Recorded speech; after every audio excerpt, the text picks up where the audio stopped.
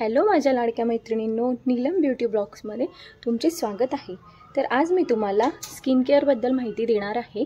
Skin care दोन असतात, म्हणजे एक सकाळचं असतं आणि एक रात्रीचं असतं, म्हणजे डे स्किन केअर आणि नाईट स्किन केअर असे दोन प्रकारे आपल्याला आपल्या स्किनची काळजी घ्यावी लागते। आपण आपल्या स्किनची जर चांगली काळजी घेतली तर आपली स्किन नेहमी हेल्दी राहते, चांगली राहते। चेहऱ्यावरती काळे डाग पडत नाहीत, सुरकुत्या येत नाहीत। वेळेच्या आधी जे आपल्या चेहऱ्यावरती वय दिसू लागतं, एज दिसू लागतं, ते दिसत नाही। त्यासाठी एक चांगली स्किन केअर आपल्या रूटीनमध्ये असणं खूप गरजेचं असतं। त्यामुळे मी तुम्हाला माझी स्किन केअर रूटीन दाखवणार आहे। मी जे प्रोडक्ट वापरते तेच वापरणं गरजेचं नाही आहे, फक्त जे स्टेप आहेत ते व्यवस्थित फॉलो करायचे, सकाळचे आणि रात्रीचे पण। आता मी तुम्हाला डेची सांगत आहे, याच्यानंतर मी तुम्हाला पुढचा व्हिडिओ नाईटची स्किन केअर रूटीन पण माझी दाखवणार आहे। तर चला आपण वेळ न वाया घालवता सुरू करूया। सगळ्यात आधी सकाळी एक चांगलं फेसवॉश असणं आपल्याकडे गरजेचं असतं। सकाळी आधी सगळ्यात फेसवॉश करायचं।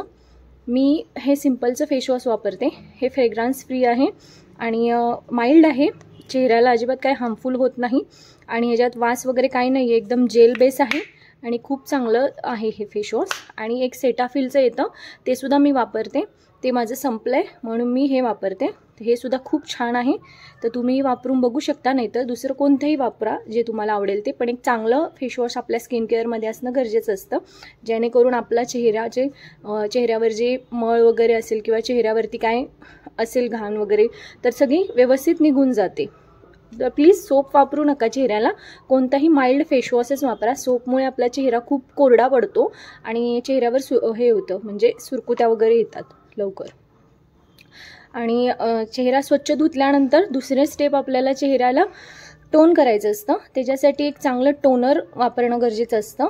चेहरा स्वच्छ धुवून झाला की चांगला पुसून घ्यायचा, त्याच्यानंतर चेहऱ्यावर टोनर मारायचं, स्प्रे करायचं।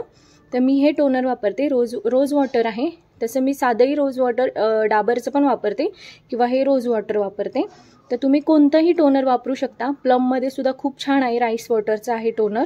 परत डॉट अँड कीचे सगळेच टोनर खूप छान आहेत, मी आता मागवलेत, ते आले की मी तुम्हाला त्याचा रिव्ह्यू देईल।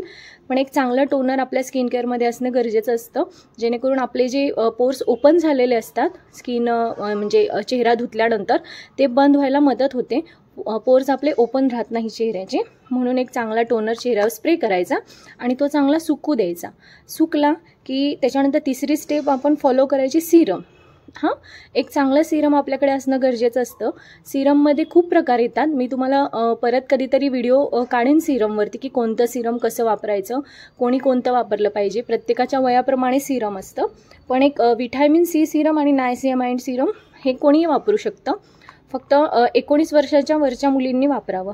तर मी माझ्या सकाळच्या रुटीनमध्ये नायसियामाइड सिरम मी वापरते, हे प्लमचं आहे।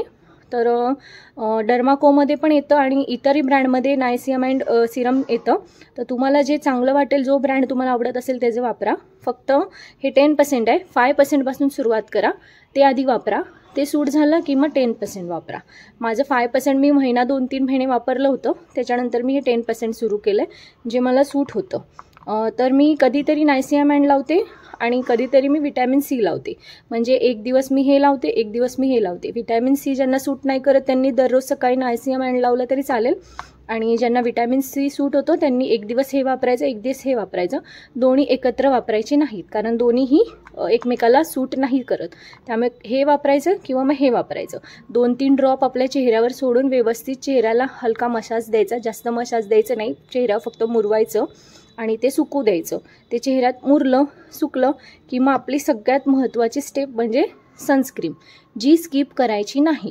तुम्ही हे स्किप केलं चालेल, तुम्ही हे स्किप केलं चालेल, डायरेक्ट तुम्ही फेसवॉश केल्यानंतर सनस्क्रीन लावली तरी चालेल, पण सनस्क्रीन स्किप करायचं नाही। बाकी काही स्किप करा, सनस्क्रीन खूप गरजेचं असतं, कारण सनस्क्रीन जर तुम्ही यूज नाही केली तर सूर्यापासून जे हार्मफुल रेज येतात त्याच्यामुळे आपल्या चेहऱ्याला खूप डॅमेज होतो आपला चेहरा। त्यामुळे सनस्क्रीन ही वापरायचीच। तर पहिलं फेसवॉश केलं, नंतर टोनर लावलं, सुकू दिलं, नंतर सिरम लावलं, मी सिरम सुकू दिलं, त्याच्यानंतर चौथी स्टेप सनस्क्रीन लावली। एक चांगलं सनस्क्रीन असणं खूप गरजेचं असतं। माझ्याकडे हे 2 आहेत, तसे अजूनही आहेत, मी सनस्क्रीनचे व्हिडिओ काढले, तुम्ही बघू शकता जाऊन, त्यात मी चांगले सनस्क्रीन दाखवलेले आहेत, म्हणजे जे बेस्ट आहेत सध्या तरी इंडियामध्ये ते सनस्क्रीन मी दाखवलेले आहेत, तर तुम्ही ती व्हिडिओ जाऊन बघू शकता. तर सनस्क्रीन झाल्यानंतर जर नीड वाटली तर तुम्ही मॉइश्चरायझर लावा.